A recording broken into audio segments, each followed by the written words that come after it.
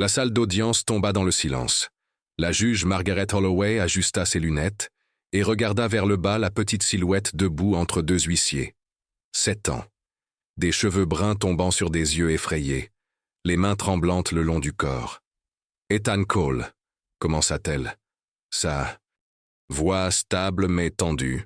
« Vous avez été reconnu coupable du meurtre de votre mère, Rebecca Cole. Ce tribunal vous condamne à la réclusion à perpétuité sans possibilité de libération conditionnelle. » Le hoquet qui parcourut la galerie fut audible même sur les journaux télévisés du soir cette nuit-là. Les caméras capturèrent tout. Le regard vide du garçon, le hochement de tête satisfait du procureur, l'avocat de la défense enfouissant son visage dans ses mains. À l'extérieur, des manifestants brandissaient des pancartes. Certains réclamaient justice pour Rebecca, d'autres appelaient cela une parodie du système. La nation était divisée, en colère confuse. Mais tout le monde s'accordait sur une chose. Un enfant avait tué sa mère. Je m'appelle Daniel Reiss. Je suis réalisateur de documentaires. J'ai passé 15 ans à couvrir des affaires criminelles, des erreurs judiciaires, des histoires que le monde a oubliées trop rapidement.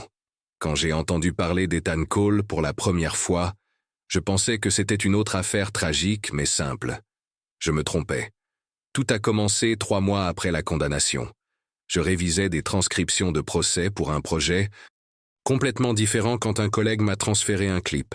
C'était tiré d'un reportage local, filmé le matin suivant la mort de Rebecca Cole. La journaliste se tenait devant la maison familiale à Millbrook, une banlieue tranquille à 50 km au nord de la ville. Derrière elle, du ruban de police flottait dans le vent. Elle parlait avec urgence, comme le font les journalistes quand ils savent qu'ils couvrent quelque chose d'important. Les autorités déclarent que la victime a été trouvée dans le salon à environ 6h47 par son fils, Ethan, âgé de 7 ans. Le garçon a appelé le de 911. Les enquêteurs n'ont pas encore nommé de suspect, mais des sources nous disent que l'enfant est interrogé. J'ai mis la vidéo en pause. 6h47. J'ai ouvert la transcription du procès. Le calendrier de l'accusation indiquait que Rebecca Cole était morte entre 23h et 1h du matin. Ethan, selon son propre témoignage, s'était réveillé à 6h30, était descendu et l'avait trouvée. Jusqu'ici, cohérent. Mais ensuite, j'ai trouvé le journal des appels au 911. Il avait été versé au dossier mais jamais diffusé au tribunal. L'appel avait été passé à 6h51.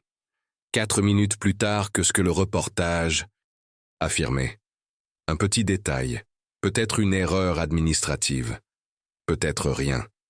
Mais j'ai appris que dans des cas comme celui-ci, rien n'est jamais vraiment rien. J'ai continué à creuser. Plus je lisais, moins cela avait de sens. Les aveux d'Ethan étaient survenus après 11 heures d'interrogatoire. Aucun parent présent, aucun avocat pendant les 9 premières heures. L'enregistrement comportait des lacunes. Problème technique, disait-il. Les preuves médico-légales étaient circonstancielles. Une petite empreinte de main sanglante sur le mur. Le pyjama d'Ethan, également. Taché. Mais aucune arme n'a jamais été trouvée.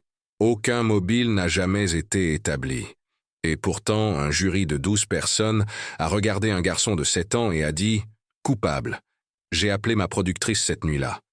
« J'ai besoin d'aller à Millbrook », lui ai-je dit. « Pourquoi ?» Parce que quelque chose s'est brisé cette nuit-là, et personne n'a voulu demander pourquoi. Elle est restée silencieuse un moment, puis elle a dit « Sois prudent, Daniel. Les gens n'aiment pas qu'on remette en question une affaire classée. » Elle avait raison, mais certaines questions exigent des réponses. Surtout quand un enfant est assis dans une cellule pour un crime qui, plus je l'examinais, semblait impossible à commettre pour lui. Et il y avait encore une chose. La nuit où Rebecca Cole est morte, 3 autres personnes étaient dans cette maison, mais une seule d'entre elles a jamais été interrogée. Millbrook était le genre de ville où tout le monde se connaissait, des rues bordées d'arbres, des pelouses bien entretenues, le genre d'endroit où les gens saluaient encore leurs voisins. La famille Cole s'intégrait parfaitement. Rebecca Cole, 34 ans, était agent sous immobilier, prospère, apprécié, active dans la communauté. Son mari, Marcus Cole, travaillait dans la finance en centre-ville. Ils avaient 2 enfants, Ethan, 7 ans, et sa sœur aînée, Lily, 12 ans. De l'extérieur, ils ressemblaient à la famille américaine parfaite. Mais la perfection, j'ai appris, n'est souvent qu'une illusion soigneusement entretenue. Je suis arrivé à Millbrook un mardi matin gris. La maison des Cole se trouvait au bout de Rosewood Drive, une coloniale à 2 étages avec des volets blancs et une porte d'entrée rouge. Elle avait été vendue 6 mois après la mort de Rebecca. Les nouveaux propriétaires ne voulaient rien avoir à faire avec son histoire. Je me suis garé en face et j'ai revu mes notes. La nuit de la mort de Rebecca, le 14 octobre, avait été banale au début. Marcus était rentré du travail vers 18h30. Rebecca avait préparé le dîner. La famille avait mangé ensemble. Lily avait fini ses devoirs dans sa chambre. Ethan avait joué aux jeux vidéo dans le salon. À 21h, le frère de Rebecca, Thomas Brennan, était arrivé. Ce détail n'avait été mentionné que brièvement lors du procès. Thomas vivait à 20 minutes de là et rendait souvent visite à sa sœur. Cette nuit-là, disait-il, ils avaient parlé dans la cuisine pendant que Marcus regardait la télévision à l'étage. Thomas était parti vers 22h30. Ou du moins, c'est ce qu'il prétendait. Rebecca s'était couchée vers 23h, selon Marcus. Il disait être resté debout à regarder une émission de fin, de soirée, s'être endormi sur le canapé dans la chambre principale et s'être réveillé vers 2h pour trouver Rebecca toujours endormie à côté de lui. À 6h30, Ethan s'était réveillé. Il était descendu pour prendre des céréales. C'est alors qu'il l'a trouvée. Rebecca Cole gisait face contre terre dans le salon. Du sang s'était accumulé sous sa tête. La table basse était renversée. Une lampe était brisée sur le sol. Ethan avait couru à l'étage, criant pour appeler son père. Marcus avait appelé le 911 à 6h51. La théorie de l'accusation était simple.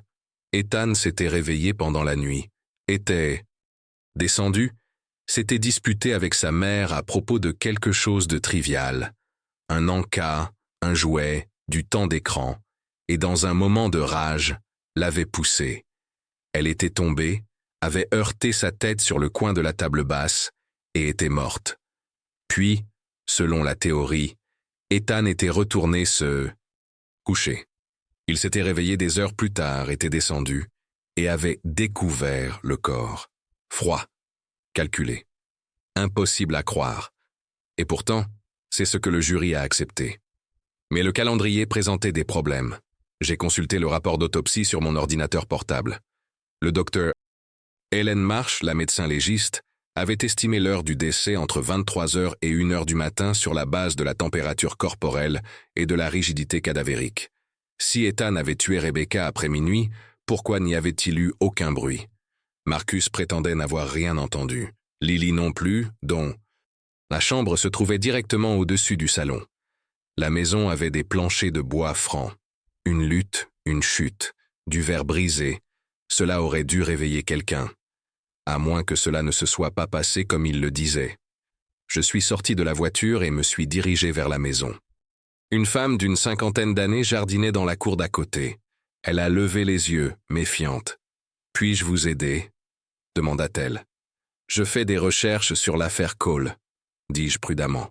« Je suis réalisateur de documentaires. » Son expression se durcit. « Cette famille a suffisamment souffert. Laissez-les tranquilles.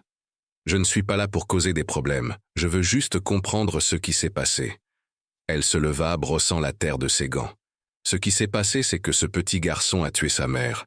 C'est une tragédie, mais c'est terminé. » « Étiez-vous là cette nuit-là » Elle hésita. « J'y étais. »« Avez-vous entendu quelque chose ?»« Non, rien jusqu'aux sirènes. »« Et plus tôt, avez-vous vu Thomas Brennan partir ?» Son visage changea, juste légèrement, un éclair de quelque chose, d'incertitude peut-être. Il est parti vers 22h30. J'ai vu sa voiture sortir. Vous êtes sûr de l'heure ? Je regardais les nouvelles. Elles se terminent à 22h30. J'ai hoché lentement la tête. Merci. Elle retourna à ses fleurs. mais je sentais qu'elle m'observait tandis que je m'éloignais. De retour dans ma voiture, j'ai revu le rapport de police. La déclaration de Thomas Brennan était brève. Il confirmait être arrivé à 21h et être parti à 22h30. Il disait que Rebecca semblait bien. Ils avaient parlé de choses familiales, rien d'inhabituel. Mais quelque chose clochait. La voisine avait vu sa voiture partir à 22h30. Thomas disait être parti à 22h30. Alors pourquoi une caméra de circulation à 6 km de là avait-elle capturé son véhicule à 23h47? L'enregistrement commençait par un horodatage.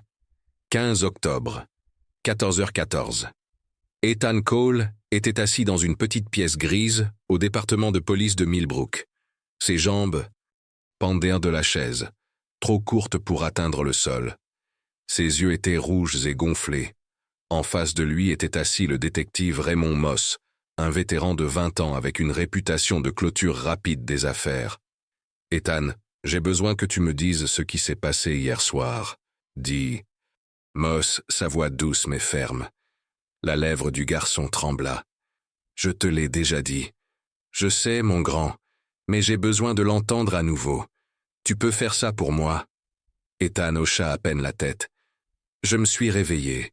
Je suis descendu. J'ai vu maman par terre. À quelle heure t'es-tu réveillé?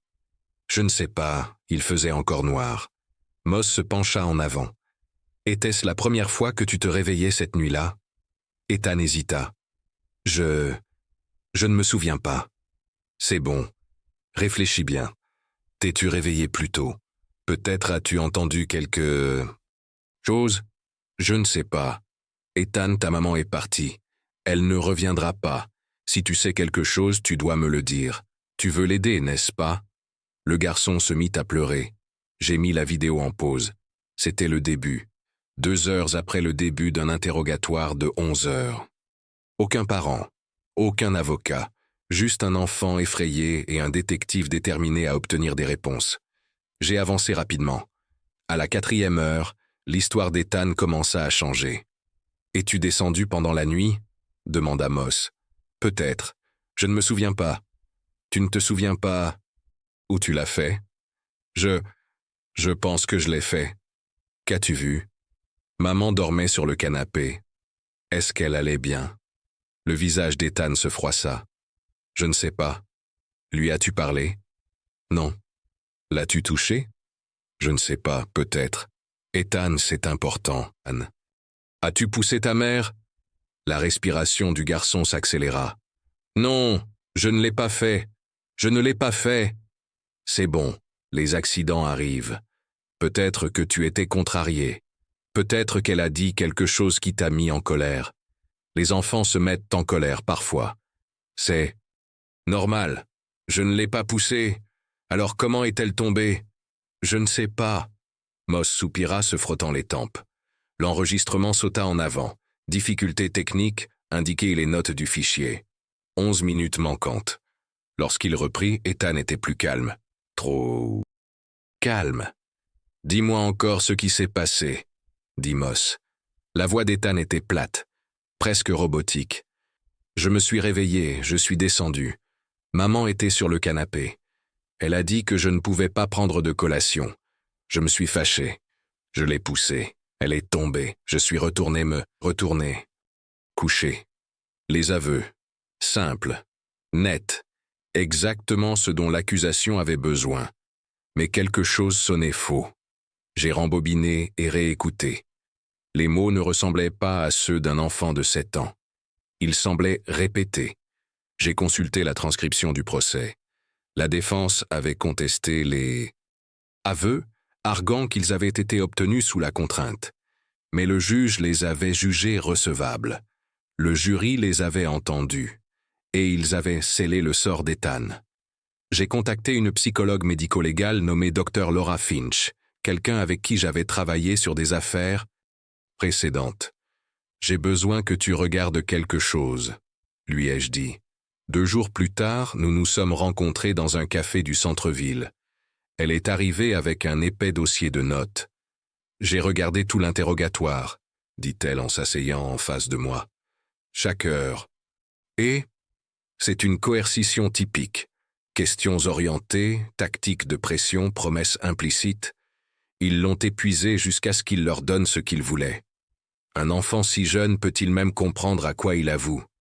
Pas de manière fiable, surtout après 11 heures d'isolement et d'interrogatoire. Les enfants sont très suggestibles. Ils veulent plaire aux figures d'autorité. Si un détective continue à demander « L'as-tu poussé ?» Finalement, l'enfant commence à croire que peut-être il l'a fait, même s'ils ne l'ont pas fait. Surtout s'ils ne l'ont pas fait. La mémoire devient contaminée. Ils ne peuvent pas distinguer ce qui s'est passé de ce qu'on leur a dit qu'il s'était passé. Je me suis adossé, réfléchissant. Donc, les aveux ne valent rien. Légalement, ils ont été admis.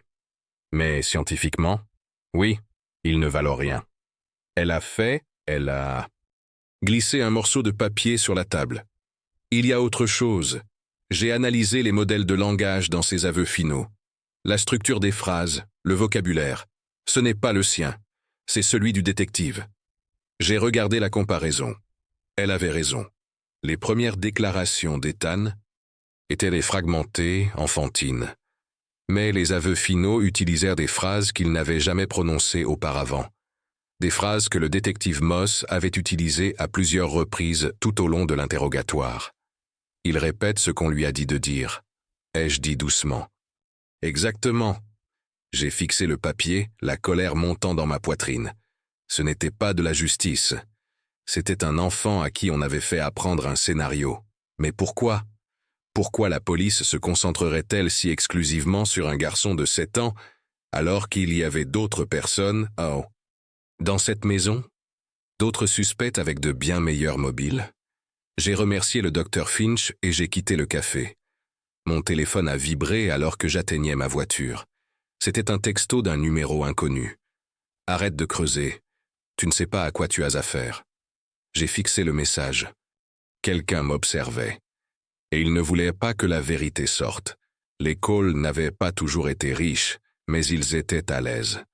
Marcus Cole avait grandi dans le Midwest, s'était frayé un chemin à travers l'université et avait décroché un emploi dans une société d'investissement de taille moyenne en ville. Il était discipliné, ambitieux, et de tous les témoignages, un mari et père dévoué. Rebecca Brennan venait d'une vieille fortune. Son père, Robert Brennan, avait construit un petit empire immobilier dans la région avant sa mort 10 ans plus tôt. Rebecca avait hérité d'un fonds fiduciaire substantiel qu'elle avait utilisé pour démarrer sa propre agence. Ils s'étaient rencontrés lors d'un gala de charité. Mariés en moins d'1 an. Avaient acheté la maison sur Rosewood Drive peu après la naissance de Lily. De l'extérieur, tout semblait parfait. Mais j'ai appris que les choses que les gens cachent sont souvent les plus importantes. J'ai passé la semaine suivante à traquer quiconque connaissait la famille. Amis, collègues, voisins. La plupart étaient réticents à parler. Quelques-uns ont accepté, hors enregistrement. L'une d'elles était Claire Dostoïevski, l'ancienne associée commerciale de Rebecca. Nous nous sommes rencontrés dans un petit bistrot à la périphérie de la ville. Claire avait la quarantaine, habillée avec élégance, avec un comportement méfiant. « Je n'ai pas parlé à Marcus depuis les funérailles », dit-elle en remuant son café. « Nous n'étions pas proches. Mais vous étiez proche de Rebecca. Pendant 10 ans, nous avons construit l'agence ensemble. Comment était-elle? » Claire sourit faiblement. Ambitieuse, intelligente, gentille, mais pas facile à connaître. Elle gardait les choses pour elle. Quel genre de choses? Elle hésita. Rebecca ne parlait pas beaucoup de sa vie personnelle, mais dans les mois précédant sa mort, quelque chose a changé. Changé comment? Elle semblait distraite, inquiète. Je lui ai demandé une fois si tout allait bien. Elle a dit que oui, mais je ne l'ai pas cru. A-t-elle mentionné quelque chose de spécifique? Des problèmes à la maison? Avec Marcus? Claire regarda par la fenêtre. Pas directement, mais elle a commencé à me poser des questions étranges, des questions juridiques. Comme quoi? Comme comment protéger les actifs en cas de divorce. Comment fonctionne la garde? Elle n'a pas dit qu'elle planifiait quoi que ce soit, mais les questions étaient là. Marcus le savait-il? Je ne sais pas, mais s'il le savait... Elle s'interrompit, l'implication claire. Je me suis penché en avant. Rebecca envisageait-elle le divorce? Je pense que oui. J'ai remercié Claire et je suis parti. De retour dans ma voiture, j'ai revu ce que je savais. Rebecca envisageait le divorce. Elle avait de l'argent, des propriétés et 2 enfants. Si elle quittait Marcus, il risquait de perdre beaucoup. Mobile. Mais il y avait plus. J'ai contacté une enquêtrice privée en qui j'avais confiance, une femme nommée Vanessa Torres. Je lui ai demandé d'extraire les dossiers financiers de Marcus et Rebecca. 3 jours plus tard, elle a appelé. « Tu vas vouloir voir ça », dit-elle. Nous nous sommes rencontrés dans son bureau. Elle a étalé une série de documents sur le bureau. Les finances de Rebecca étaient propres. Revenus stables, investissements intelligents, pas de dette majeure. Mais Marcus, elle pointa une section surlignée. Il perdait de l'argent. Combien? Plus de 200 000 $ au cours de la dernière année. Mauvais investissement, surtout. Transactions à haut risque qui n'ont pas porté leurs fruits. Il était endetté bien au-delà de ses moyens. Rebecca le savait-elle? Difficile à dire, mais il y a ça. Elle fit glisser un autre document sur le bureau. Rebecca a souscrit une police d'assurance vie 2 ans avant sa mort. 500 000 $. Bénéficiaire, Marcus Cole. J'ai fixé le papier. 1 demi-million de $. Assez pour couvrir les pertes de Marcus, et plus encore. Il y a plus, dit Vanessa. 3 mois avant la mort de Rebecca, elle a modifié son testament. Tout, sa part de la maison, son entreprise, son fonds fiduciaire, devait aller aux enfants. Marcus n'obtenait rien sauf le paiement de l'assurance. Savait-il du changement? L'avocat qui l'a rédigé est mort dans un accident de voiture l'année dernière, mais si Marcus l'a découvert, elle n'eut pas besoin de finir. Je me suis adossé, rassemblant les pièces. Marcus était en difficulté financière.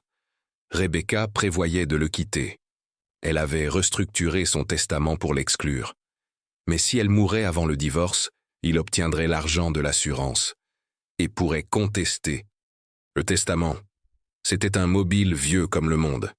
Mais si Marcus avait tué Rebecca, pourquoi Ethan aurait-il avoué? J'ai pensé à l'interrogatoire. Les 11 minutes manquantes, les aveux dictés. Et puis j'ai pensé à autre chose. Dans chaque entrevue, Marcus se décrivait comme un père aimant, un mari dévoué, un homme détruit par la tragédie. Mais j'ai trouvé quelque chose enfoui dans les pièces du procès. Une seule preuve que la défense avait essayé d'introduire mais qui avait été jugée irrecevable. C'était un message texte, envoyé du téléphone de Rebecca à Claire l'après-midi avant sa mort. Il disait « J'ai peur. Si quelque chose m'arrive, assure-toi que les enfants sont en sécurité. Surtout Ethan. » Pourquoi Ethan? Que savait Rebecca? Et pourquoi pensait-elle que son fils de 7 ans avait besoin de protection? Tout le monde ne croyait pas qu'Ethan était coupable. Je l'ai découvert lorsque j'ai reçu un email d'une femme nommée Patricia Hollis. Elle avait vu une publication que j'avais faite sur un forum de True Crime demandant des informations sur l'affaire Cole. Son message était bref. J'étais là cette nuit-là. Personne ne m'a écouté. Nous avons convenu de nous rencontrer dans un restaurant au bord de l'autoroute. Patricia avait 73 ans, une enseignante à la retraite qui avait vécu sur Rosewood Drive pendant 30 ans. Sa maison se trouvait directement en face de celle des Cole. Elle est arrivée avec un carnet usé, du genre avec une couverture marbrée et des pages jaunies. « Je note tout ce que je vois », dit-elle en le posant sur la table. « Ma fille pense que je suis paranoïaque. Peut-être que je le suis. Mais cette nuit-là, j'ai vu quelque chose. Qu'avez-vous vu ?» Elle ouvrit le carnet à une page datée du 14 octobre. « Je ne pouvais pas dormir. L'arthrite se manifeste la nuit. J'étais assise près de ma fenêtre de chambre vers minuit. Peut-être un peu après. J'ai vu quelqu'un quitter la maison Cole. Qui? Un homme. Grand. Il est monté dans une berline sombre garée dans la rue et est parti rapidement. Avez-vous vu son visage? Non, trop sombre. Mais je sais que ce n'était pas Marcus, mauvaise corpulence. Marcus est plus petit, plus trapu. Avez-vous dit à la police? Son expression se durcit. J'ai essayé. J'ai appelé la ligne téléphonique le lendemain. Un détective est venu chez moi. Pas celui en charge, quelqu'un de plus jeune. Je lui ai dit ce que j'avais vu. Il l'a noté, a dit qu'il ferait un suivi. Et? Rien. Des semaines ont passé. J'ai rappelé. Ils ont dit que ma déclaration était au dossier, mais qu'ils n'avaient besoin de rien d'autre. Quand le procès a eu lieu, j'ai continué à attendre qu'ils m'appellent comme témoin. Ils ne l'ont jamais fait. J'ai regardé ses notes. Elle avait écrit l'heure, 00h14. La description, homme grand, vêtements sombres, voiture sombre. Pensez-vous qu'ils vous ont ignoré exprès? Elle ferma le carnet. Je pense qu'ils avaient déjà décidé qu'Ethan était coupable. Tout ce qui ne correspondait pas à cette histoire a été jeté. J'ai demandé si elle se souvenait d'autre chose. Elle réfléchit un moment. Il y avait encore une chose. Quelques semaines avant la mort de Rebecca, je l'ai vue se disputer avec quelqu'un dans son allée. C'était en fin d'après-midi. Je ne pouvais pas entendre ce qu'il disait, mais ça avait l'air houleux. Avec qui se disputait-elle? Son frère. Thomas. Ce nom encore. J'ai remercié Patricia et promis de rester en contact. De retour dans ma voiture, j'ai consulté tout ce que j'avais sur Thomas Brennan. Il avait 41 ans, était célibataire et travaillait comme consultant financier. Il avait été proche de Rebecca en grandissant. Après la mort de leur père, Thomas avait géré les avoirs immobiliers restants de la famille. Mais il y avait quelque chose que j'avais manqué auparavant. Quand Robert Brennan est mort, il a laissé la majeure partie de sa succession à Rebecca. Thomas a reçu une part plus petite et un poste de gestionnaire des propriétés. Selon les archives publiques, cet arrangement avait pris fin 6 mois avant la mort de Rebecca. Elle l'avait licencié. J'ai trouvé une procédure judiciaire. Thomas avait poursuivi Rebecca, affirmant qu'elle lui devait 200 000 $ en compensation différée pour la gestion des propriétés familiales. L'affaire était en cours quand elle est morte. Après sa mort, la poursuite a été abandonnée. J'avais besoin de parler à Thomas, mais d'abord je voulais savoir ce qui était arrivé à ces images de caméras de circulation. J'ai déposé une demande auprès de la ville. 2 semaines plus tard, j'ai reçu une réponse. Les images avaient été supprimées. Procédure standard après 90 jours. Pratique. Mais quelqu'un les avait examinés pendant l'enquête. Il devait y avoir un rapport. J'ai contacté une source à l'intérieur du département de police, quelqu'un avec qui j'avais travaillé sur d'autres affaires. Il a accepté de chercher. 3 jours plus tard, il m'a envoyé un document scanné. C'était une note de service d'un officier subalterne au détective Moss. Elle confirmait le passage du véhicule de Thomas Brennan devant la caméra à 23h47, le 14 octobre. En bas, quelqu'un avait écrit au stylo « Suivi effectué ». Brennan déclare être retourné vérifier sa sœur après avoir oublié son portefeuille. Reparti à 00h05, confirmé par le mari de la sœur, confirmé par Marcus. Les 2 personnes qui avaient à gagner de la mort de Rebecca se couvraient mutuellement. Et la seule personne qui aurait pu voir ce qui s'était réellement passé ne pouvait pas atteindre le comptoir de cuisine sans tabouret. Les médias adoraient l'affaire Ethan Cole. Avant même le début du procès, c'était partout. Télévision câblée, podcast, réseaux sociaux. Tout le monde avait une opinion. Certains appelaient cela une tragédie. D'autres appelaient cela justice. Quelques-uns appelaient en cela impossible. Mais les voix les plus fortes étaient celles qui voulaient du sang. J'ai parcouru des mois d'images d'archives, conférences de presse, panels d'experts, interviews dans la rue. La couverture était implacable. Un clip se démarquait. C'était tiré d'une émission d'information en première partie de soirée 3 jours après l'arrestation d'Ethan. L'animateur, un ancien procureur nommé Greg Dalton, était assis en face du détective Moss et du procureur du district, Nicole Vega. « Détective Moss, » commença Dalton, « cette affaire a choqué la nation. Un enfant de 7 ans accusé de meurtre. Pouvez-vous nous expliquer ce qui a conduit à cette arrestation? Moss hocha solennellement la tête. C'était la décision la plus difficile de ma carrière, mais les preuves étaient claires. Ethan Cole était la seule personne avec l'accès, l'opportunité et des antécédents documentés de problèmes de comportement. Des problèmes de comportement. Dalton se pencha en avant. Des crises de colère, de la défiance. Son professeur a signalé des incidents à l'école. Sa mère avait exprimé ses préoccupations à des membres de la famille. J'ai mis la vidéo en pause. C'était la première fois que j'entendais parler de problèmes de comportement. J'ai consulté le dossier du procès. L'accusation avait présenté le témoignage du professeur de première année d'Ethan, Madame Angela Pritchard. Elle l'avait décrit comme occasionnellement difficile et sujet à des crises. Mais lorsque la défense l'avait contre-interrogée, elle avait admis que ces crises étaient normales pour son âge. Rien de violent, rien d'alarmant. Les médias n'avaient pas rapporté cette partie. J'ai repris la vidéo. « Procureur Vega », dit Dalton. Certains critiques disent qu'accuser. Un enfant si jeune est excessif. Comment répondez-vous? L'expression de Vega était ferme. La justice n'a pas de limite d'âge. Rebecca Cole mérite justice.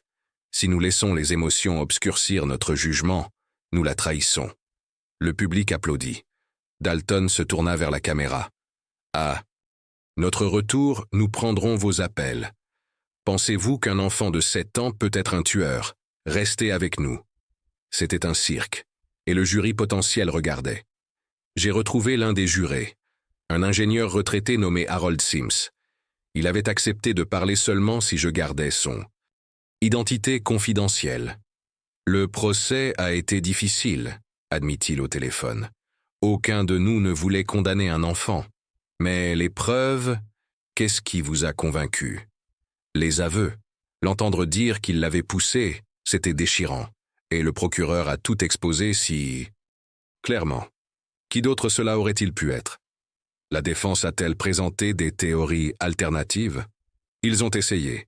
Ils ont dit que la police s'était précipitée dans son jugement. Mais ils n'avaient pas grand-chose. Pas d'autres suspects. Pas de vraies preuves pointant ailleurs. Et... Thomas Brennan, Marcus Cole. Harold marqua une pause. Ces noms sont apparus, mais pas de manière sérieuse. La défense a fait allusion à des motifs financiers, mais il n'y avait rien de concret. Cela ressemblait à chercher la petite bête. Parce que la police ne les avait jamais enquêtés, pensai-je. J'ai remercié Harold et raccroché. Plus je creusais, plus c'était clair. Les médias avaient condamné Ethan avant même que le jury ne se réunisse. Et la police leur avait fourni le récit qu'ils voulaient. J'ai trouvé un autre clip, celui-ci d'une station locale le matin après le verdict. Une journaliste se tenait devant le tribunal. Derrière elle, des manifestants scandaient. Certains tenaient des pancartes. « Justice pour Rebecca », d'autres « Libérez Ethan ». La nation reste divisée, dit la journaliste. Mais une chose est certaine, cette affaire sera étudiée pendant des... années. Elle avait raison, mais pas pour les raisons qu'elle pensait. J'ai décidé de contacter Nicole Vega, le procureur du district. Elle avait depuis déménagé à un poste au bureau du procureur général de l'État. Son assistante fut polie mais ferme. Madame Vega ne commande pas les affaires closes. J'ai envoyé une demande formelle quand même, décrivant mes découvertes. La caméra de circulation, le motif financier, le témoignage de Patricia Hollis. 2 jours plus tard, j'ai reçu une réponse. Pas de Vega, mais de son avocat. Madame Vega maintient l'intégrité de l'enquête et des poursuites. Toute autre demande doit être adressée au département de police de Millbrook. Veuillez cesser tout contact.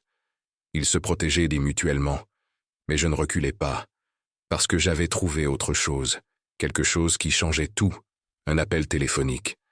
Passé depuis la maison Cole à 0022. La nuit où Rebecca est morte. Il a duré 37 secondes, et il a été passé à Thomas Brennan. Les relevés téléphoniques étaient enfouis dans les dossiers de découverte à des centaines de pages de profondeur. La plupart des gens ne l'auraient jamais remarqué. Mais je cherchais des connexions, et... c'était là. Un appel du téléphone fixe des Cole au portable de Thomas Brennan à 00h22. 37 secondes. En plein milieu de la période où Rebecca est morte. Je l'ai recoupé avec la chronologie. Thomas prétendait avoir quitté la maison à 22h30. La caméra de circulation l'avait capturé à 23h47. Il a dit être revenu brièvement chercher son portefeuille, puis être reparti vers 0005. Mais quelqu'un l'a appelé depuis la maison 17 minutes plus tard. Qui a passé cet appel? Et pourquoi? J'avais besoin de mieux comprendre Thomas Brennan, sa relation avec Rebecca, ses finances, son motif. J'ai commencé par le procès. Le dépôt était un dossier public. Thomas avait poursuivi Rebecca pour rupture de contrat, affirmant qu'elle lui devait 200 000 $ en compensation différée pour la gestion des propriétés familiales. Le contre-dossier de Rebecca racontait une histoire différente. Elle accusait Thomas de mauvaise gestion de fonds, de transactions non autorisées et de détournement d'argent des ventes de propriétés. Elle l'avait licencié et exigeait un audit complet. Le procès avait été déposé 4 mois avant sa mort. Il devait aller au procès en décembre. Mais Rebecca est morte en octobre. Après sa mort, la succession a été gelée en attendant le procès d'Ethan. Marcus, en tant que conjoint survivant, a obtenu le contrôle une fois l'homologation terminée. Le procès contre Thomas a été discrètement abandonné. J'ai contacté l'avocat qui avait représenté Rebecca dans le procès. Son nom était Jonathan Werther, associé dans un cabinet du centre-ville. Il a accepté de me rencontrer, bien qu'il fût prudent. « Je ne peux pas discuter de détails privilégiés », dit-il lorsque j'arrivai à son bureau. « Mais je peux parler généralement de l'affaire. Rebecca croyait-elle que son frère lui avait volé ?» Werther s'adossa dans sa chaise. Elle avait de forts soupçons. Nous rassemblions des preuves, relevés bancaires, historiques de transactions. Cela prenait du temps. Combien pensait-elle qu'il avait pris? Difficile à dire, cela aurait pu être 50 000 $. Cela aurait pu être plus. Était-elle en colère? Furieuse, mais aussi blessée. Ils avaient été proches. Elle ne voulait pas y croire. Thomas savait-il qu'elle construisait un dossier contre lui? Oh, il le savait. Nous avions émis des assignations. Il faisait face à une exposition sérieuse. Si nous prouvions la fraude, il aurait pu faire face à des accusations criminelles. Que se serait-il passé si l'affaire était allée au procès? Werther sourit sombrement. Thomas aurait tout perdu. Sa réputation, ses moyens de subsistance, possiblement sa liberté. Motif. J'ai demandé si Thomas avait déjà menacé Rebecca. Pas à ma connaissance, mais elle était prudente avec lui ces dernières semaines. Elle m'a demandé une fois au sujet des ordonnances de restriction. En a-t-elle déposé une? Non. Elle a dit qu'elle ne voulait pas aggraver les choses. J'ai quitté le bureau avec plus de questions que de réponses. Thomas avait un motif. Il avait l'opportunité. Il était à la maison cette nuit-là. Et maintenant, il y avait des preuves qu'il était encore en contact avec quelqu'un là-bas, après son départ supposé. J'avais besoin de parler à Marcus. Il avait déménagé après le procès, s'installant dans une ville à 2 heures au sud. J'ai trouvé son adresse dans les archives publiques. Je me suis rendu là-bas un samedi matin. La maison était plus petite que celle de Rosewood Drive, mais toujours confortable. Un SUV argenté était garé dans l'allée. J'ai frappé. Pas de réponse. J'ai frappé à nouveau. Le rideau de la fenêtre de devant bougea légèrement. « Monsieur Cole », appelai-je. « Je m'appelle Daniel Rice. J'enquête sur l'affaire de votre femme. Je veux juste poser quelques questions. » Silence. Puis la porte s'ouvrit légèrement. Marcus Cole se tenait derrière, plus âgé et plus mince que sur les photos du procès. Ses yeux étaient creux. « Je n'ai rien à vous dire. Je sais que c'est douloureux. Mais je pense qu'il y a des questions qui n'ont jamais reçu de réponse. Les questions ont reçu des réponses. Mon fils a été condamné. Et l'appel téléphonique? Il se figea. Quel appel téléphonique? Celui passé de votre maison à Thomas Brennan à 00h22. Qui a passé cet appel, monsieur Cole? Son visage se durcit. Sortez de ma propriété. Thomas était là cette nuit-là, plus longtemps qu'il ne l'a admis. Vous avez confirmé son alibi. Pourquoi? Partez, maintenant. De quoi le protégez-vous? Marcus claqua la porte.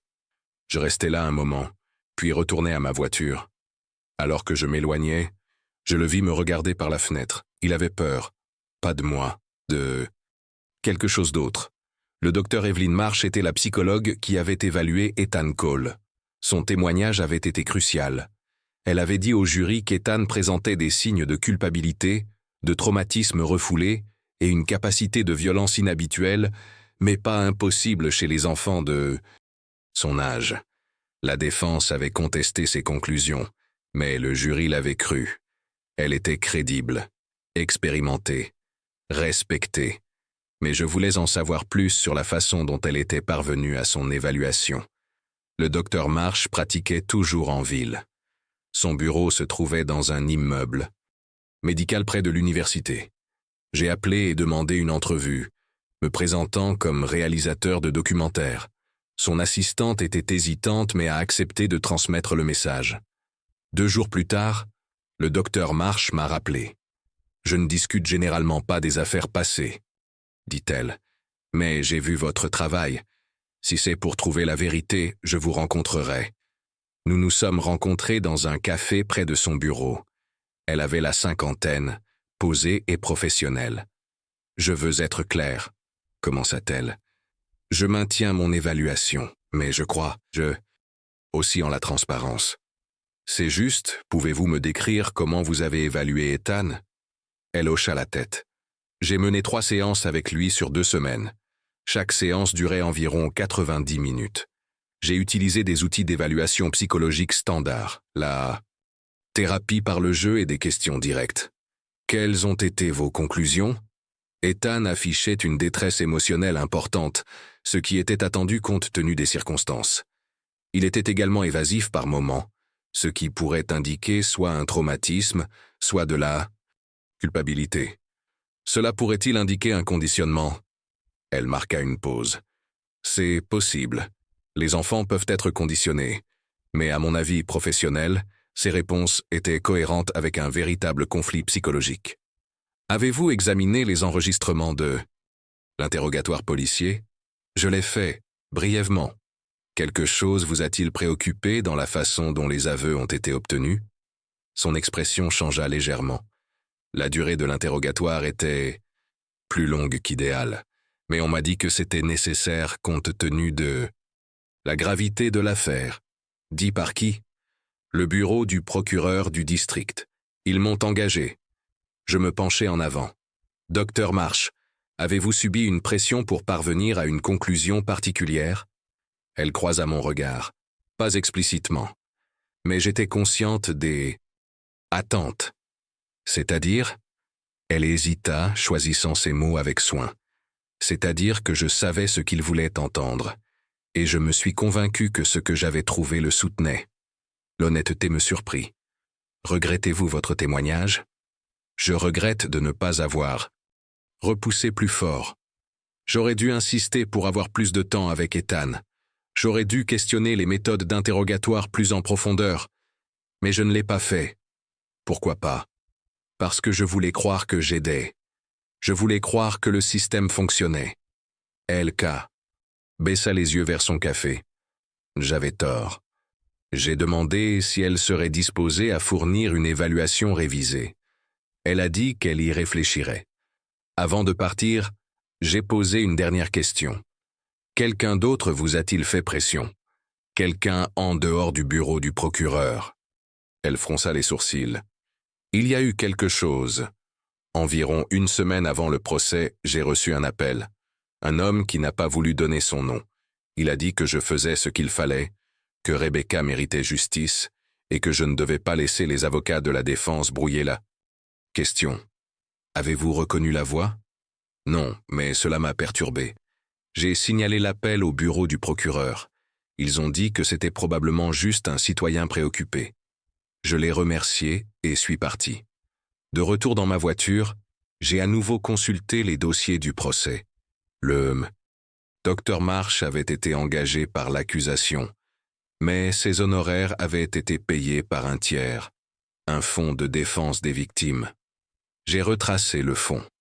C'était un petit organisme à but non lucratif, fondé 2 ans plus tôt. Le conseil d'administration comprenait 3 noms. L'un d'eux était Thomas Brennan. Il avait contribué à payer la psychologue qui avait condamné son neveu. Je restais assis là, fixant le document. Ce n'était pas seulement une question d'argent. Ce n'était pas seulement une question de dissimuler un crime. C'était un effort coordonné pour s'assurer qu'Ethan prenne la chute. Mais pourquoi? Qu'était-il si désespéré de cacher? J'ai appelé Vanessa Torres, mon enquêtrice. J'ai besoin que tu creuses plus profondément sur Thomas Brennan, dis-je. Compte bancaire, registre de voyage, journaux d'appel, tout. Que cherchais-je? Tout ce qui le relie à la mort de Rebecca, et tout ce qui montre qu'il travaillait avec Marcus. Tu penses qu'ils ont planifié ça ensemble? Je pense que l'un d'eux l'a tué, et l'autre a aidé à couvrir. Vanessa m'a appelé 3 jours plus tard. Tu avais raison, dit-elle. Thomas et Marcus étaient en contact. Beaucoup. Nous nous sommes rencontrés à son bureau ce soir-là. Elle avait des impressions étalées sur son bureau. Relevés téléphoniques, relevés bancaires, reçus de cartes de crédit. Regarde ça, dit-elle en pointant une chronologie. Dans les 6 mois précédant la mort de Rebecca, Thomas et Marcus ont échangé plus de 200 appels et textos, la plupart dans les semaines précédant le 14 octobre. De quoi parlaient-ils? Les textos sont vagues. Nous devons parler. Appelle-moi quand tu es seul. Ça ne peut pas attendre. Mais la fréquence raconte une histoire. Et les liens financiers? Elle fit glisser un autre document sur le bureau. 2 mois avant la mort de Rebecca, Marcus a transféré 15 000 $ à Thomas. La ligne de mémo dit prêt, mais il n'y a pas de paperasse. Pas d'accord de remboursement. De l'argent du silence? Peut-être, ou un paiement pour quelque chose. J'ai étudié les dossiers, le schéma était clair. Marcus et Thomas n'étaient pas seulement de la famille, ils étaient des collaborateurs. Et la nuit du meurtre? Demandai-je.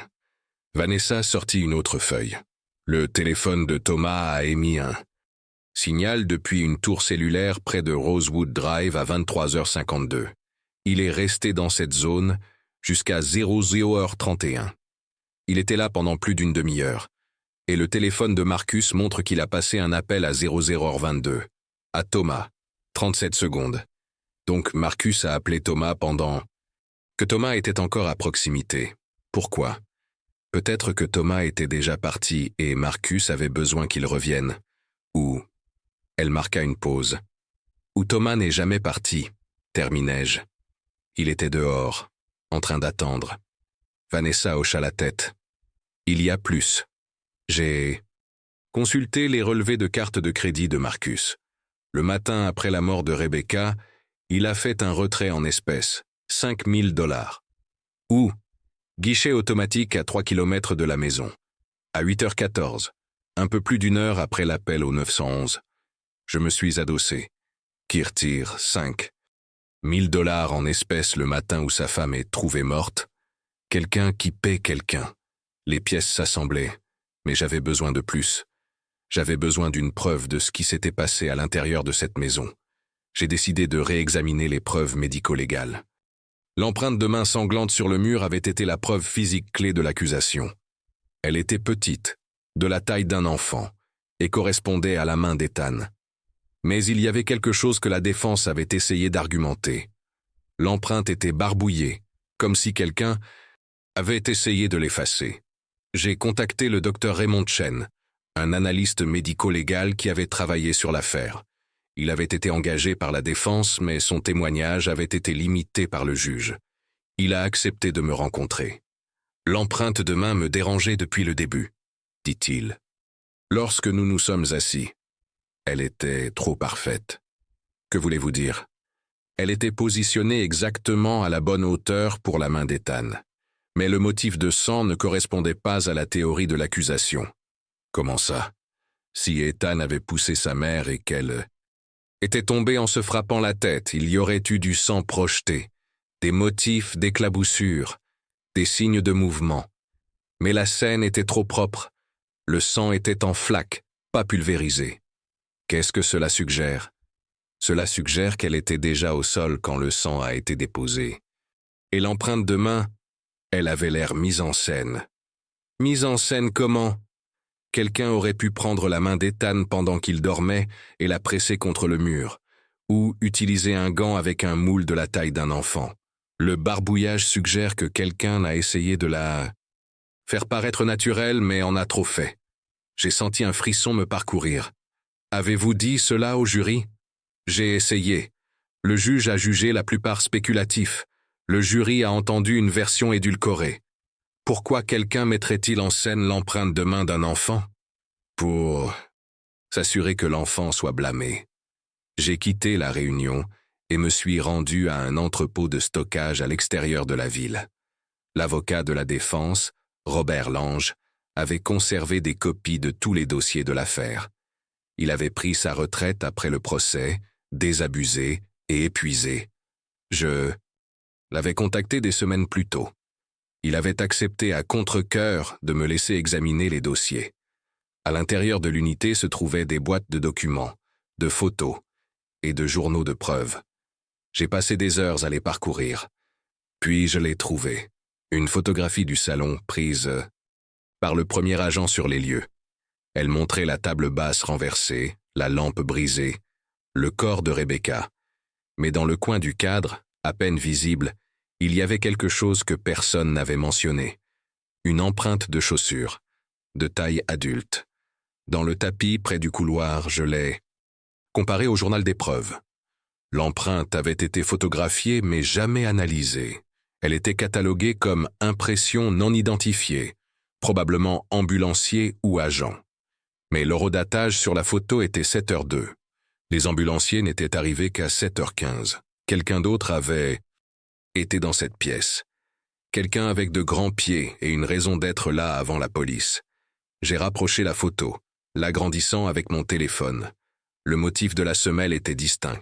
Bottes de travail. Chair. J'avais déjà vu des bottes comme ça. Dans une photo du procès. Marcus Cole. Quittant le tribunal. Thomas Brennan avait toujours été prudent. Pas de casier judiciaire. Respecté dans son domaine. Actif dans la communauté. Sur le papier, il était irréprochable. Mais j'avais appris que les surfaces les plus propres cachent souvent les tâches les plus profondes. J'ai commencé par parler aux gens qui avaient travaillé avec lui. Anciens clients, partenaires commerciaux, quiconque pourrait connaître l'homme derrière la réputation. La plupart étaient polis mais réservés. Quelques-uns ont refusé de parler du tout. Puis j'ai trouvé Mitchell Carver. Carver avait été le partenaire commercial de Thomas pendant 3 ans avant que leur partenariat ne se dissolve de manière acrimonieuse. Il a accepté de me rencontrer dans un bar du centre-ville. Thomas est un serpent, dit Carver en sirotant un whisky. Charmant quand il en a besoin. Impitoyable quand tu n'es plus utile. Que s'est-il passé entre vous deux? J'ai trouvé des anomalies dans nos comptes, de l'argent qui disparaissait. Quand je l'ai confronté, il a blâmé notre comptable, l'a fait virer. Puis, 6 mois plus tard, notre partenariat s'est dissous mutuellement. J'ai été racheté pour la moitié de ce que valait ma part. Avez-vous poursuivi en justice? J'ai essayé. Mon avocat a dit que cela coûterait plus cher que ce que je récupérerais. Thomas avait trop bien couvert ses traces. Pensez-vous qu'il est capable de violence? Carver me regarda fermement. Je pense que Thomas est capable de tout si cela protège ses intérêts. J'ai demandé s'il connaissait la situation avec Rebecca. J'ai entendu des rumeurs, qu'elle l'avait pris en train de détourner de l'argent des propriétés familiales, qu'elle allait le poursuivre en justice. Il fit tourner son verre. Je n'étais pas surpris. Connaissiez-vous Rebecca? Je l'ai rencontrée quelques fois. Elle était intelligente. Probablement plus intelligente que Thomas, ce qui devait le déranger, je suis sûr. Il lui en voulait? Plus que ça. Il était jaloux. Leur père lui a tout laissé. Thomas a eu les restes. Il a passé des années à gérer ses propriétés, pensant qu'il en hériterait finalement. Puis Rebecca l'a viré et a tout repris. Assez pour la tuer. Carver finit son verre. Assez pour vouloir qu'elle disparaisse. Je l'ai remerciée et suis parti. De retour dans ma voiture, j'ai revu tout ce que j'avais sur Thomas. Le procès, les relevés téléphoniques, l'argent mystérieux que Marcus avait retiré. Mais j'avais besoin de quelque chose de concret. Quelque chose qui le liait directement à la scène. J'ai décidé d'examiner les déplacements de Thomas plus attentivement. Vanessa avait retracé son téléphone dans la zone, mais je voulais savoir exactement où il était allé après avoir prétendument quitté la maison à 22h30. J'ai déposé des demandes pour les images des caméras de circulation des intersections environnantes. La plupart avaient été supprimées, mais j'en ai trouvé une qui n'avait pas été examinée pendant l'enquête. Les images montrèrent la voiture de Thomas passant par une intersection à 3 pâtés de maison de Rosewood Drive à 23h51, se dirigeant vers la maison, pas loin d'elle. 4 minutes plus tard, la même caméra l'a capturé allant dans la direction opposée. Il avait fait demi-tour, mais les images ne montraient pas où il était allé pendant ces 4 minutes. Je me suis rendu dans le quartier et j'ai parcouru l'itinéraire. De cette intersection, il n'y avait qu'une seule destination logique, Rosewood Drive. Je me suis tenu en face de la maison Cole, chronométrant le trajet. 4 minutes suffisaient pour y arriver, se garer, entrer et repartir. Mais pourquoi? L'appel téléphonique que Marcus a passé à 00h22 suggérait que Thomas était encore dans la zone à ce moment-là. Cela signifiait qu'il avait été près de la maison pendant au moins 30 minutes après la mort de Rebecca. À moins qu'il ne soit jamais parti du tout. J'avais besoin de quelqu'un qui l'avait vu. Quelqu'un qui pouvait le placer là. J'ai pensé à Patricia Hollis, la voisine qui avait vu un homme grand quitter la maison vers minuit. Je l'ai appelée. « Madame Hollis, quand vous avez vu l'homme partir, dans quelle direction est-il allé? » « Est, vers la route principale. » « Avez-vous vu dans quel genre de voiture il est monté? » « Berline sombre, 4 portes, je crois. » J'ai sorti une photo de la voiture de Thomas. Berline bleu foncé, 4 portes. Je la lui ai envoyée. « Est-ce que ça vous semble familier? » Elle m'a rappelé 1 heure plus tard. « Ça pourrait être ça. Je ne peux pas en être certaine, mais la forme est bonne. » Ce n'était pas définitif, mais c'était quelque chose. J'ai à nouveau contacté le département de police de Millbrook, demandant pourquoi Thomas avait été blanchi si rapidement. La réponse fut laconique. Monsieur Brennan a pleinement coopéré avec l'enquête. Son alibi a été corroboré par le mari de la victime. Aucune preuve ne le liait au crime. Aucune preuve parce qu'il n'avait jamais cherché. J'ai décidé d'approcher Thomas directement. Je l'ai trouvé à son bureau, une petite suite dans un immeuble moderne du centre-ville. Son assistante a essayé de me bloquer, mais je suis passé devant elle. Thomas leva les yeux de son bureau, agacé. « Monsieur Brennan, je suis Daniel Reiss. J'enquête sur le meurtre de votre sœur. » Son expression ne changea pas.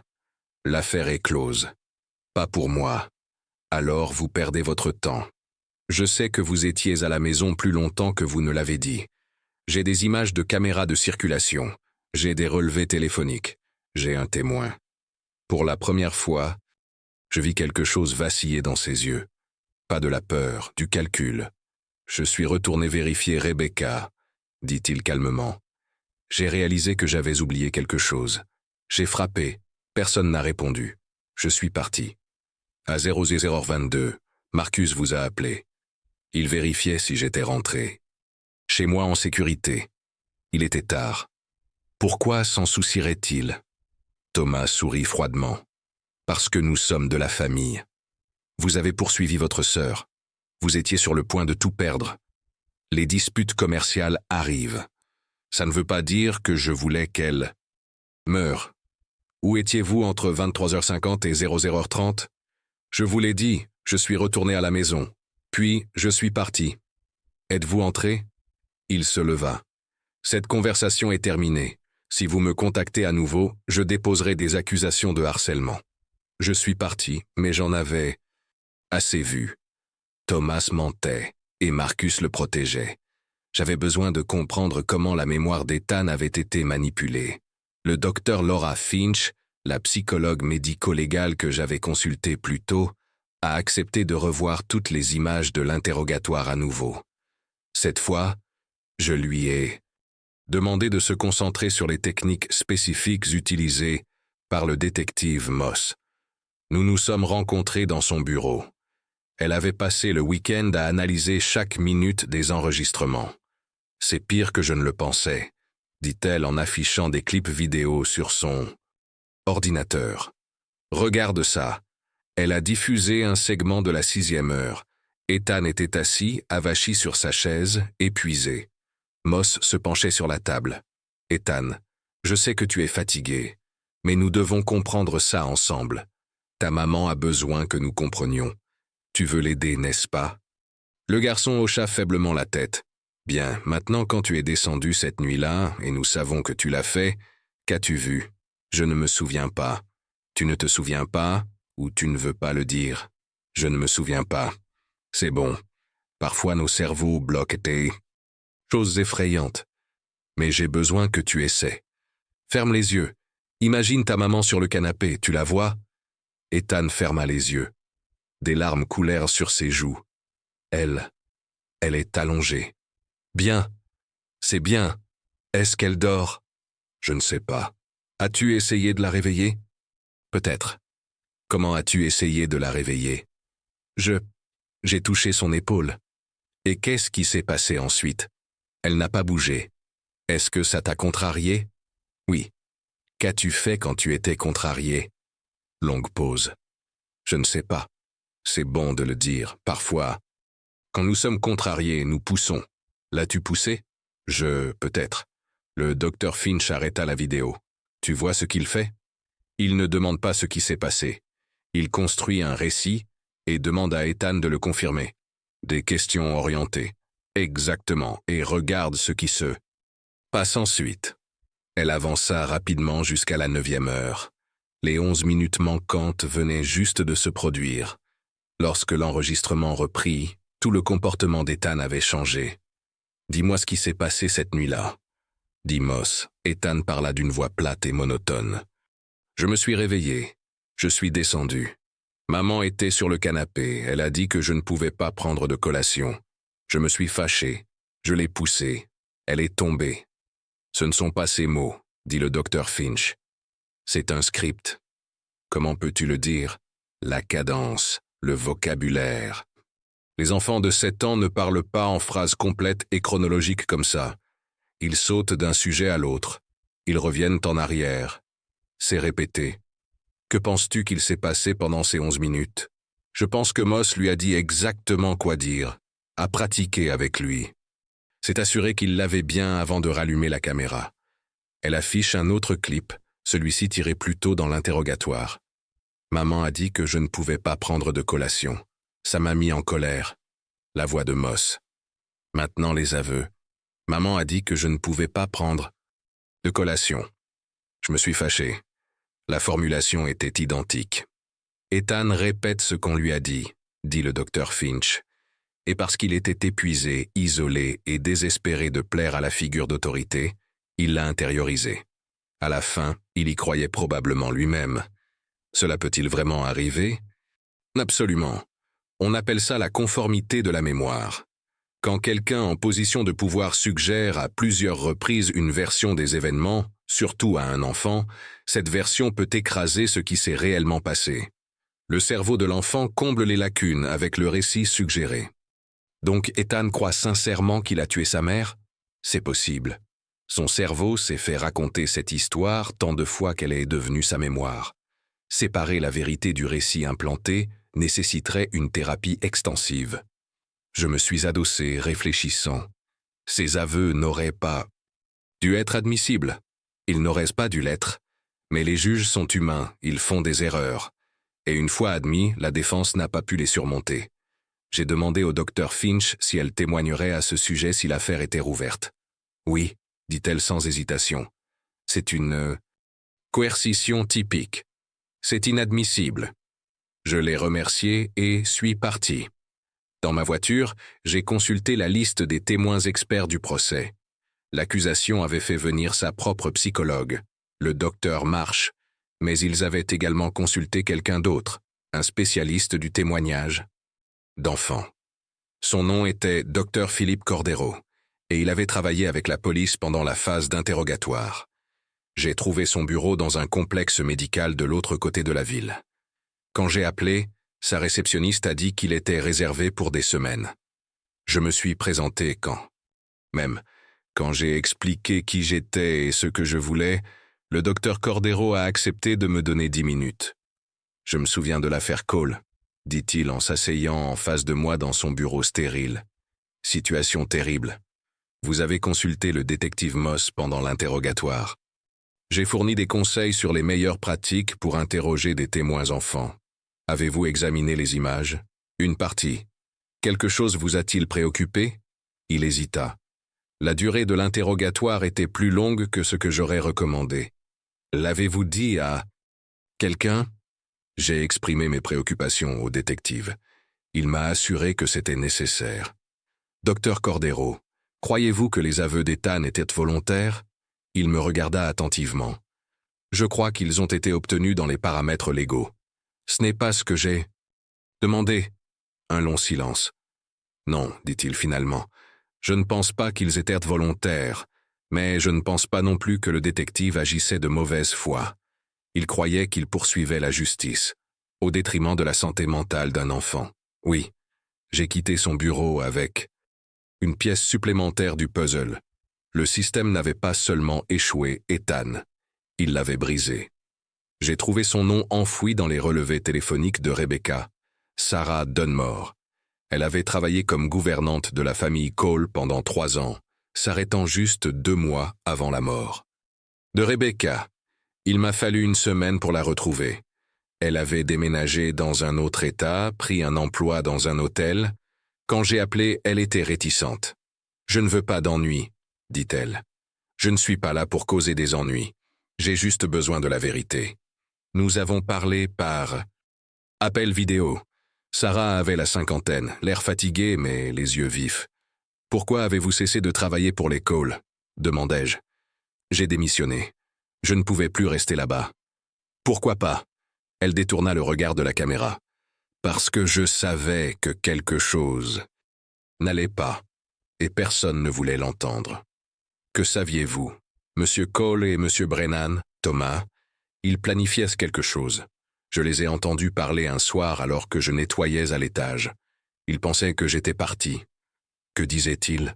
Thomas disait que Rebecca allait le détruire, qu'elle avait la preuve qu'il avait volé de l'argent. Marcus disait qu'il devait trouver une solution avant le procès. Thomas a dit « Il n'y aura pas de procès ».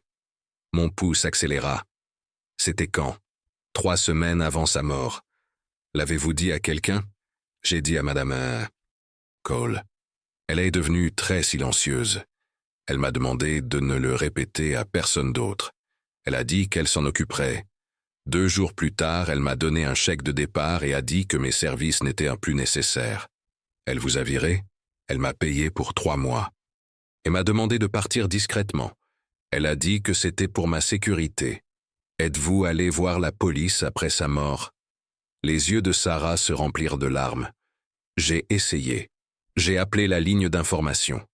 Je leur ai dit ce que j'avais entendu. Ils ont dit qu'ils feraient un suivi. Personne ne m'a jamais rappelé. Seriez-vous disposé à témoigner de cela? Si ça aide ce garçon, oui. Je n'ai jamais cru qu'il l'avait fait. C'était un enfant adorable, timide, doux. Je l'ai remercié et ai terminé l'appel. C'était ça. Un témoignage direct que Marcus et Thomas avaient discuté d'éliminer Rebecca avant qu'elle ne puisse poursuivre Thomas en justice. Mais j'avais besoin de plus qu'un témoignage. J'avais besoin de preuves. J'ai appelé Vanessa. J'ai besoin que tu trouves quelque chose. N'importe quoi qui montre Marcus et Thomas coordonnant la nuit du meurtre. Je vais essayer. Mais ils étaient prudents. Tout le monde fait des erreurs. 2 jours plus tard, elle m'a rappelé. J'ai trouvé quelque chose. Ce n'est pas une preuve irréfutable, mais c'est proche. Nous nous sommes rencontrés à son bureau. Elle a affiché un relevé bancaire. Tu te souviens de ce retrait de 5 000 $ que Marcus a fait le matin après la mort de Rebecca? Oui. Thomas a déposé 5 000 $ en espèces cet après-midi-là. J'ai fixé l'écran. Paiement pour avoir tué Rebecca, ou pour avoir gardé le silence sur qui l'a fait. La toile se resserrait, mais je ne savais toujours pas lequel d'entre eux l'avait réellement fait, ou s'ils étaient tous les deux dans cette maison quand Rebecca est morte. Je suis retourné à l'installation de stockage de preuves où les dossiers de la défense étaient conservés. Cette fois, je savais ce que je cherchais. J'ai sorti toutes les photographies de la scène de crime, les disposant dans l'ordre chronologique. Photos du premier intervenant, photos du détective, photos de l'équipe médico-légale. Puis je l'ai vu. Dans une image, prise depuis le couloir en regardant dans le salon, il y avait un reflet dans le verre d'une photo encadrée sur le mur. J'ai zoomé avec mon téléphone. C'était flou mais visible. Une silhouette. Debout dans l'embrasure de la porte. L'horodatage sur la photo était 7h04. Avant l'arrivée des ambulanciers. Avant que la plupart des policiers ne soient sur les lieux. Je l'ai comparé au journal des preuves. La photo avait été prise par l'agent James Rittenhouse, premier intervenant. Je l'ai retrouvé. Il avait pris sa retraite de la force 2 ans plus tôt. Quand j'ai appelé, il s'est souvenu de l'affaire immédiatement. La pire scène à laquelle j'ai jamais répondu, dit-il. Un gamin debout, là couvert de sang, disant qu'il avait tué sa mère. Agent Rittenhouse, quand vous êtes arrivé, y avait-il quelqu'un d'autre dans la maison à part Ethan? Le père, Marcus Cole. Il était dans la cuisine quand je suis arrivé. Que faisait-il? Il était juste debout là, à fixer, en état de choc, j'ai supposé. Avez-vous remarqué quelque chose d'inhabituel à son sujet? Pause. Ses chaussures étaient mouillées, comme s'il avait été dehors. Mais il n'avait pas plu. Qu'avez-vous pensé que cela signifiait? Je n'y ai pas beaucoup pensé sur le moment. J'ai imaginé qu'il était peut-être sorti chercher le journal ou quelque chose comme ça. Mais plus tard, quand j'ai découvert que le gamin avait avoué, je me suis demandé. Demandé quoi? Pourquoi un homme dont la femme vient de mourir sortirait dehors avant d'appeler le 911? Je l'ai remercié et ai raccroché. Marcus avait été dehors ce matin-là.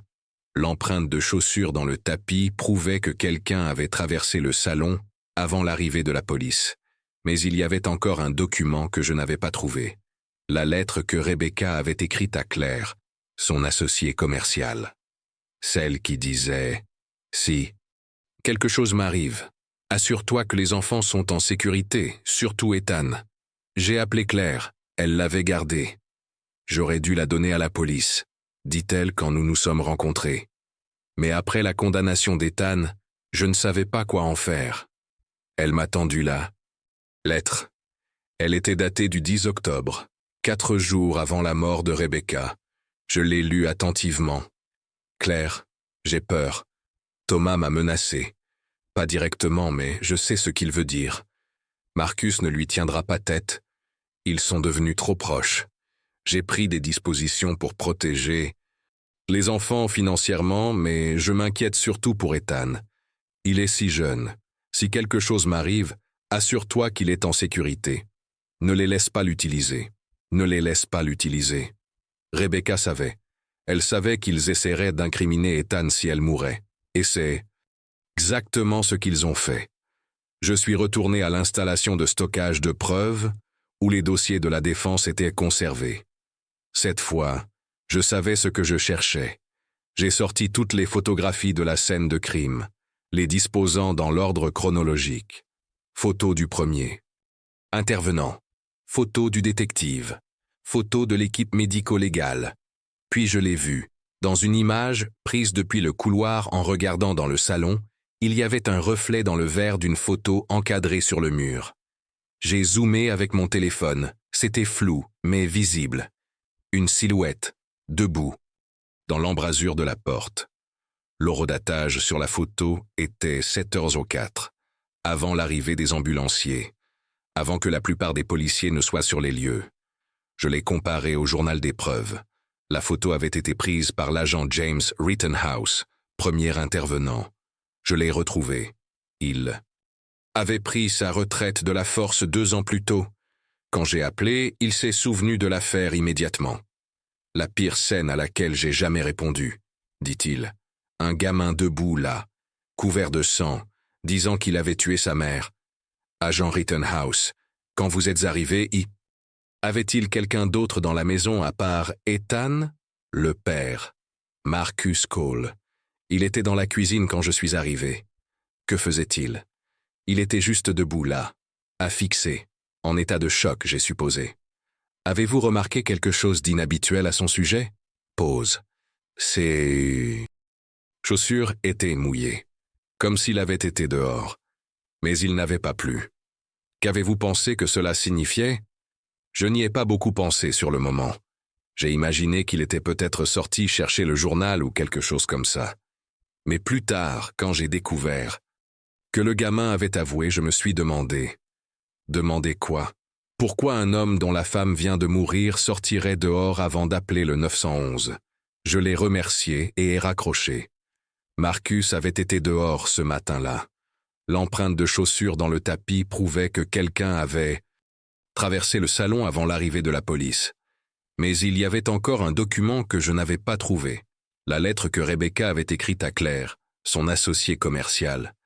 Celle qui disait « Si quelque chose m'arrive, assure-toi que les enfants sont en sécurité, surtout Ethan. » J'ai appelé Claire, elle l'avait gardée. J'aurais dû la donner à la police, dit-elle quand nous nous sommes rencontrés. Mais après la condamnation d'Ethan, je ne savais pas quoi en faire. Elle m'a tendu la lettre. Elle était datée du 10 octobre, 4 jours avant la mort de Rebecca. Je l'ai lue. Attentivement. Claire, j'ai peur. Thomas m'a menacé. Pas directement, mais je sais ce qu'il veut dire. Marcus ne lui tiendra pas tête. Ils sont devenus trop proches. J'ai pris des dispositions pour protéger les enfants financièrement, mais je m'inquiète surtout pour Ethan. Il est si jeune. Si quelque chose m'arrive, assure-toi qu'il est en sécurité. Ne les laisse pas l'utiliser. Ne les laisse pas l'utiliser.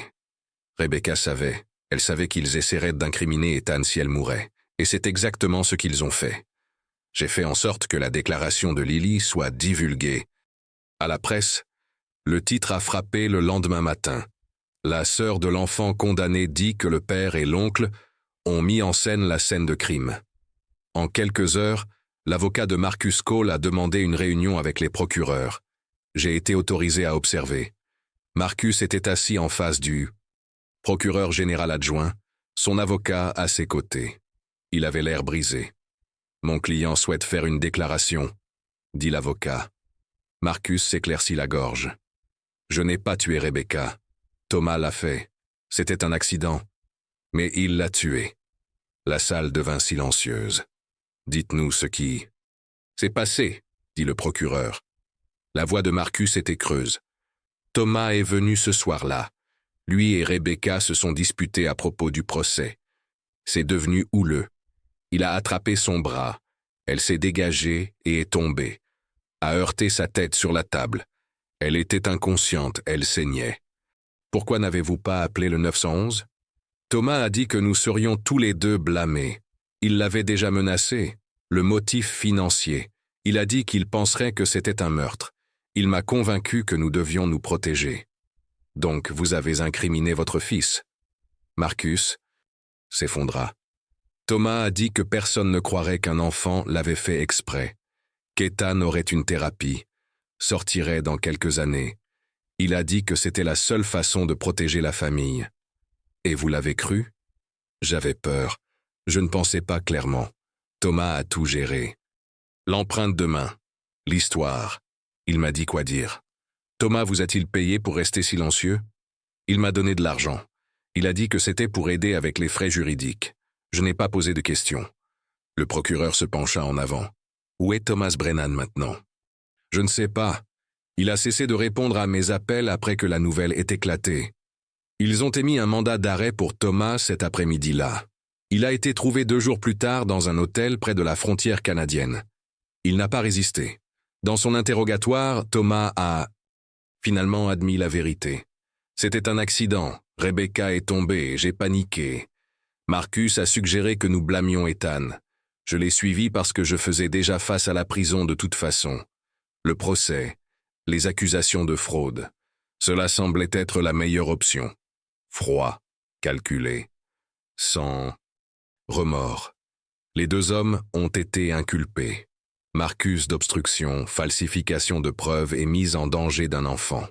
Thomas d'homicide involontaire, conspiration et fraude. La condamnation d'Ethan a été annulée 3 semaines plus tard. J'étais là le jour où il est sorti du centre de détention. Pour mineur. Il avait 14 ans maintenant. Plus grand, plus silencieux. Le garçon qui avait été emmené 7 ans plus tôt avait disparu. Sa grand-mère l'a rencontré à l'extérieur. Lily était là aussi, en larmes. Ethan n'a pas dit grand-chose. Il est juste resté là, clignant des yeux à la lumière du soleil. Un journaliste lui a demandé ce qu'il ressentait. Il l'a regardé avec des yeux vides. « Je ne sais pas », dit-il. Le documentaire a été diffusé 6 mois plus tard. Il a déclenché une conversation nationale sur les faux aveux, les interrogatoires d'enfants et les défaillances du système judiciaire. Mais pour Ethan, les dégâts étaient faits. La justice a été rendue, juste 7 ans trop tard.